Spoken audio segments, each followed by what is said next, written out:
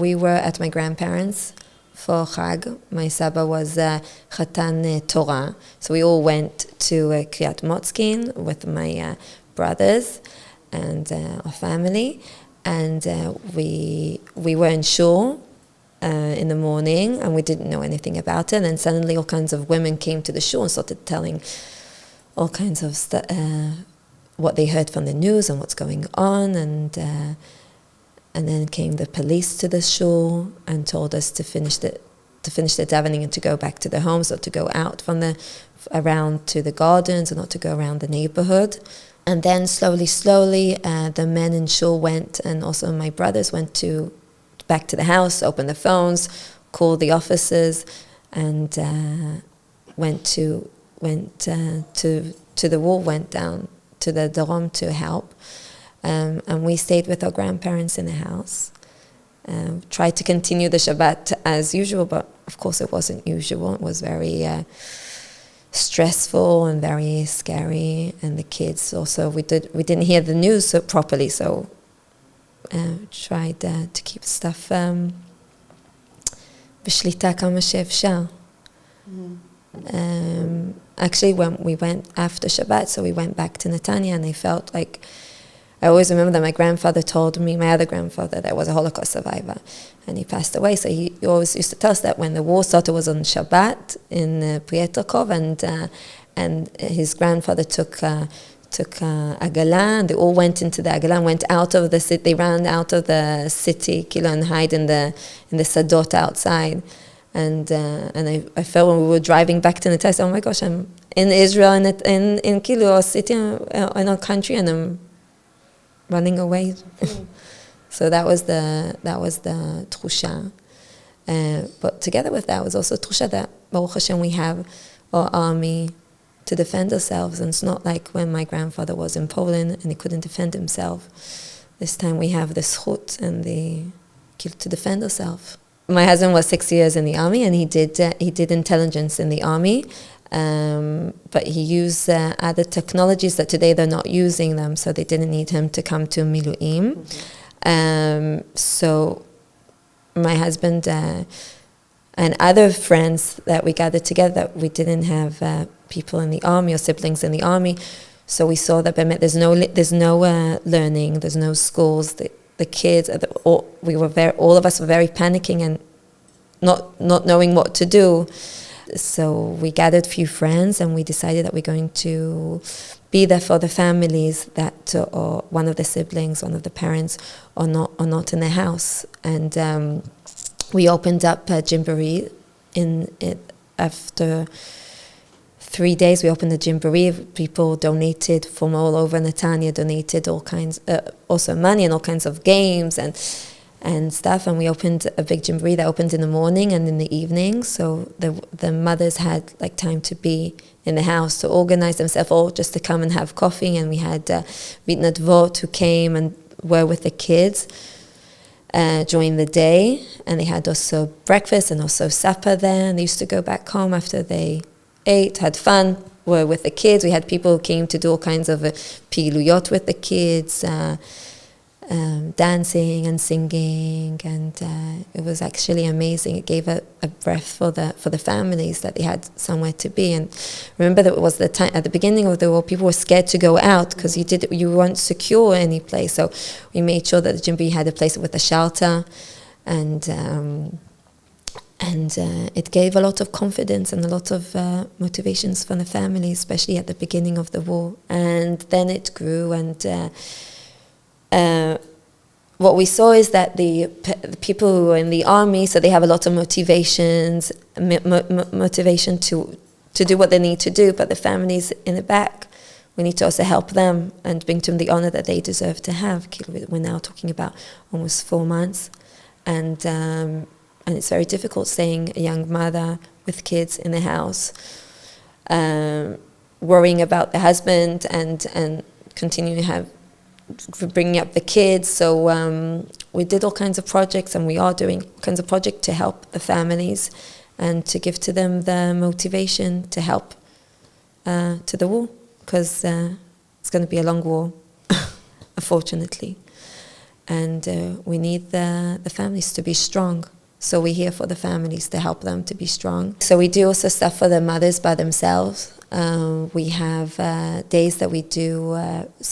Now when the kids came back to all the misgarot, so we have on Fridays, we have a catering in like really simili money to buy Shabbat, that they can go out and just enjoy themselves. And then we do all kinds of days that we have. We had a chef who came and they did like a performance with him. We had a stand-up that came one Friday and just to have coffee and cake and to talk to friends and just to have their space, their time.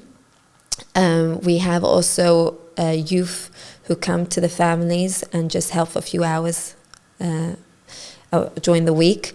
If it's folding or if it's babysitting, and the mother can go out and just relax or wherever she needs. So there's youth who comes to the families and help them. We have in our WhatsApp group 400 families. Wow. In Netanya, yeah. And also another thing that we do when the soldiers come back to go back to the bases after they had a break in the house, so we have ma'afiyot to help us, and they give to us ma'afim, and we go to the houses and bring to them like mishlochim to go back to the army with something sweet from the house. And also it means that the women don't need to think of what they're making for their husbands, so they tell us ahead of time when the husband come back, and we organize for them a mishloach, and we come to the houses and we give to them a hug and support them. So it's also something that brings a big relief for the women, also for their husbands. When you live in a city, so especially in Netanya, there's a lot of neighborhoods here that are just now be built, like for example Agamim Gimel.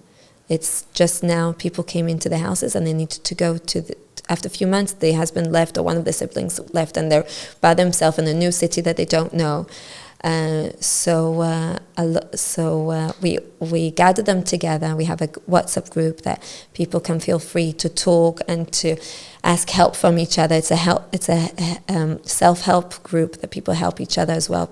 Women ask or what they need, or someone like. In the beginning of the war, there was a woman that needed to move a house, and her husband wasn't there, and she wrote, "I need to pack my house and move to my new home, and I don't have someone to help me." So the group and us, we helped them. We had girls who came to help her to pack her home and to unpack in the new house, and women from the group helped her with food, and it was amazing to see how people felt at the beginning of the war so lonely and by themselves, and now they feel part of a big family, and they feel free to ask for help and to get help and to be supportive for one another. It was very intense time in the beginning of the war. Women used to just come to the Jimborees and just spend there the whole day, and then after supper go back home. And in that situation, so we built a community, especially for people that didn't have communities. I think this is what the effect of the Jimborees and of the activity that we did. This is one of the most amazing and important things, because community is koach, is strength.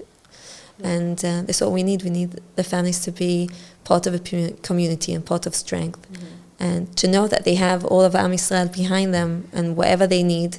So we're here to support them and to help them. You were now in the war, and now you come back to the house and you need to go to work and you need to make sandwiches for the kids, and you need to bath the kids, and your wife also wants to go 1 minute out to she also needs you also to talk, and also she was now in the house and she had all the house on her basically. Also go to work. They all continued working, most of them working, taking the kids to the schools, making sandwiches, being with the kids, listening to all kinds of like.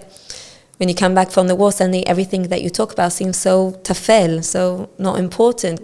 People now in danger. We have chatufim, and you're talking about stuff that was so little. So also this gap to keep it and to hold it, it's very, very difficult for the families. So we need to understand that even though the soldiers came back from war, the war hasn't finished also for them personally. They're now in the houses, and we need them to go back to work. We need them to have healthy families. We need them to have a zugiyut tova, And we need to be them for them as well, even though they're not now with the madim, but they're still in duty, and we need to be there for them as they were for us. It's what we're trying to do, be there for the families, and not only for, happening or big events that we do. Also in the everyday, for example, in the group, women can say that, for example, we had a woman that said that her car broke down and she doesn't know what to do. So one of our volunteers went and helped her with the car.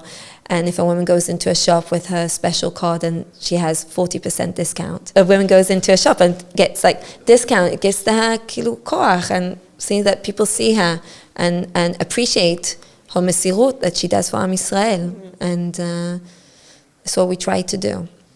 The group is called Mishpacha B'Chazit.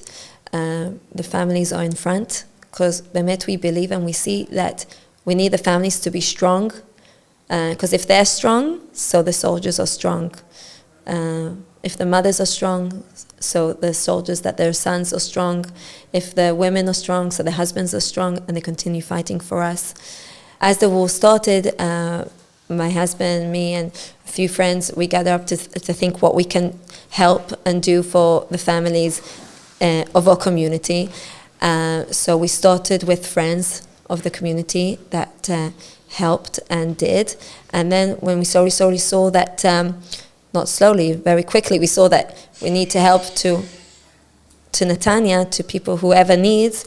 So people around Netanya came and it's an advut to take a part. So we have religious, non-religious, women, men, parents of soldiers, women of soldiers that are part of this group of the Mishpacha B'Chazit, and trying to do good and to help. Our families are very, very strong, very, very strong. People know, the families know that it's not a short time. We're running for a long way, and people understand it, even though all the difficulties, but we know that we needed to defend ourselves, and everyone has their own tafkid in the war. If there's someone that needs to be in front, or the families that need to support their husbands, and need to be there for them, and we need to support their families. I think that as a nation, as in people who live here in Israel, after the war, or even now, we always say that you never know who's the person who's in front of you and what's his story. You never know what's the story behind the person. And we need to be extra sensitive and extra careful to the people who's around us, or in the car around us, or waiting in line for us, because we never know where he was and what's his story and what he's been through. Even a child that sent his father to the army and now doesn't have patience in the park. You don't know why it happened, and why is he feeling like that, and why is he expressing himself this way. I think we can do it. We saw in the war how much all of Am Yisrael or we are for each other. If it's for anything that someone needs, people will turn out the world to help each other. And I believe that also after the war, we'll be for each other, and we'll be even a better society that we are now. As long as the war continues, wow, I'm so proud of being part of this nation, being on the right side of the world. It's just a privilege, even though it comes with a lot of things with it, but it's also a privilege to be part of Am Yisrael.